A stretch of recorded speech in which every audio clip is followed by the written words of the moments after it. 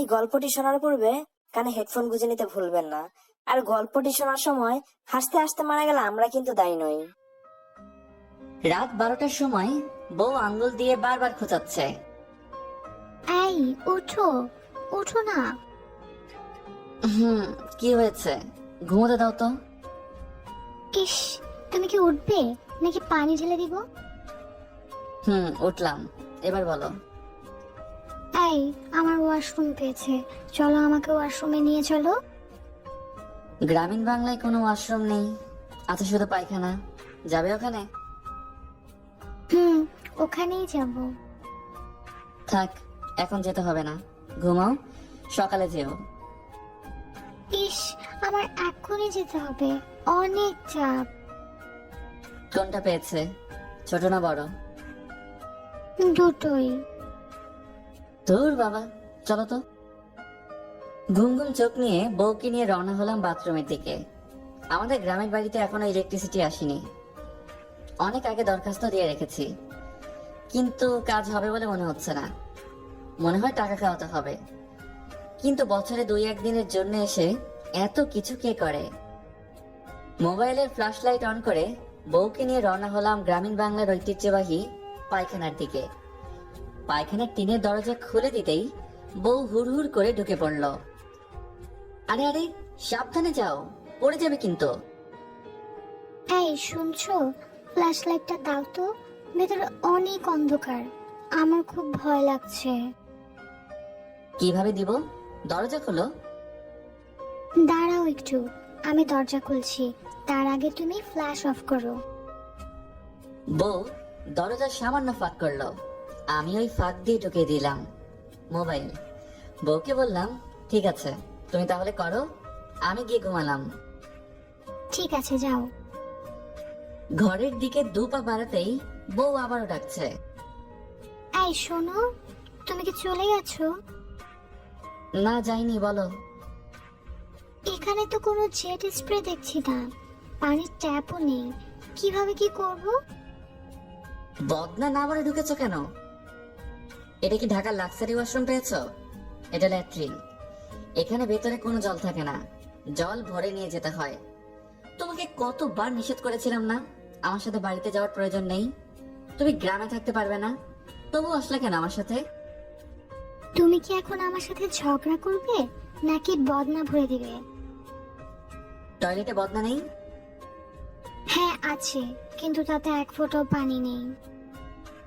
আমি এখন কি করতে পারি? স্টুপিড, বদনা ভরে দাও। ঠিক আছে, দরজা ফাঁক করে বদনাটা বের করে দাও, ভরে দিচ্ছি। বদনা নিয়ে টিউবওয়েলের কাছে চলে গেলাম। টিউবওয়েলে চাপ দিতেই হ্যান্ডেল নেমে গেল। টিউবওয়েল লিক হয়ে গেছে। সারা রাত চাপলেও পানি বের হবে না। অন্তত 1 বালতি পানি ঢাললে টিউবওয়েল ঠিক হবে, কিন্তু এত পানি তো নেই। এখন কি করি? বউকে আস্তে করে ডাক দিলাম, আরিয়াত, শুনছো? একটা সমস্যা হয়েছে। আমার নাম আরিয়াত না, আইরাত। তাড়াতাড়ি বদনা ভরে দাও, নইলে খবর আছে কিন্তু। কিভাবে বলবো?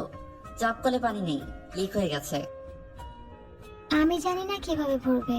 ও মা গো, এত মশা কেন ভেতরে? শুভ, আমাকে বাঁচাও প্লিজ। আচ্ছা আচ্ছা, ঠিক আছে, তুমি বসে থাকো, আমি বদনা ভরে আনছি, তুমি রেস্ট নাও। আমাদের বাড়ির পাশেই মজিদ চাচার বাড়ি। বেচারা এককালে উকিল ছিলেন, মুক্তিযুদ্ধ করেছেন। রাত 12টার সময় তার বাড়িতে বদনা ভরতে চলে গেলাম। টিউবওয়েলে চাপ দিতেই ক্যার ক্যার করে আওয়াজ করতে শুরু করলো। প্রকট আওয়াজে মজিদ চাচার ঘুম ভেঙে গেল।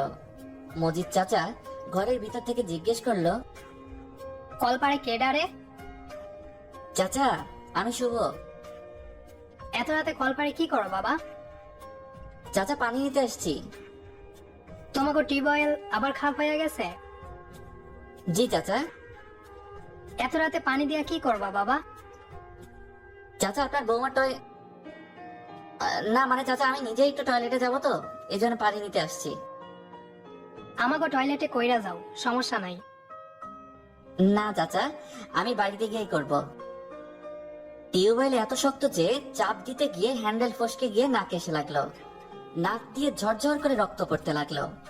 এরই মধ্যে চাচা আবারও বলল, বাবা সমস্যা নাই, আমাকে টয়লেটে কইরা যাও। ব্যথার চোটে চাচাকে উল্টা পাল্টা বকা শুরু করে দিলাম। এই মিয়া, আপনি কথা বুঝেন না? বলতেছি বাসায় গিয়ে করব, তারপরে বারবার বলেন এখানে করো এখানে করো। আমার পাশে কি সোনা দানা আছে যেখানে করে রেখে যাব? ফালতু লোক কোথাকার। এই পোলা, তোমার সাহস তো কম না? তুমি উকুল মসজিদ যে ফালতু লোক কও? ফালতু বলবো না তো কি করব? এক বদনা পানির জন্য এত প্রশ্ন কিসের? এই পোলা, রাত 12টার সময় তুমি বদনা ভরতে আইবা আরেকজনের বাড়ি, টিউবওয়েল চাইপা সবার ঘুম হারাম করবা, আর তোমারে কেউ জিগাইলেই দোষ? আপনি আসলে একটা ফালতু লোক, বেশি কথা বলেন। এই পোলা, একটা থাপ্পড় দিয়ে দাঁত ফালাই দিমু। দেন থাপ্পড় দেখি, আপনার কত বড় সাহস। আপনার বাপের কামাই খাই না, আমার বাপের কি কম আছে?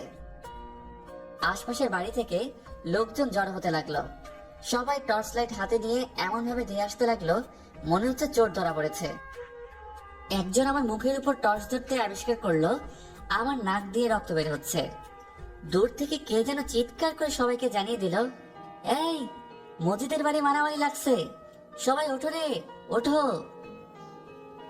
রাত 3টা পর্যন্ত এই নিয়ে ঝগড়াঝাটি। ভোর রাতে গ্রামের মধ্যে সালিশ বসলো। সব মুরব্বীরা এসে মসজিদের বাড়ি জড়ো হলো। বাড়ির মহিলারা আমাকে সাপোর্ট করছে, কিন্তু মুরব্বীরা মসজিদের দিকে টানছে। কে জানে এর মধ্যে ঘুষও দিয়ে ফেলেছে নাকি। উকিলদের আবার স্বভাব খারাপ, ঘুষ নেওয়া এবং দেয়া ওদের কাছে পানকে পিক খেলার মতো সহজ কাজ। মেম্বার চাচা আমায় প্রশ্ন করলো, বাবা শুভ, ঘটনা কি হয়েছে একদম শুরু থেকে বলো। চাচা একেবারে সাধারণ বিষয়। রাত 12টার সময় আপনাদের বৌমা বলল টয়লেটে যাব। তাকে টয়লেটে বসিয়ে রেখে আমি এই বাড়িতে আসলাম বদনা ভরতে। কলের শব্দে মজিদ চাচার ঘুম ভেঙে গেল। তারপর মজিদ চাচা নানান প্রশ্ন করতে লাগলো। তার সাথে কথা বলতেই চাপ করে হ্যান্ডেলটা এসে নাকে লাগলো। আর তারপর থেকেই এই কথা না সেই কথা দিয়ে বিবাদ শুরু হলো।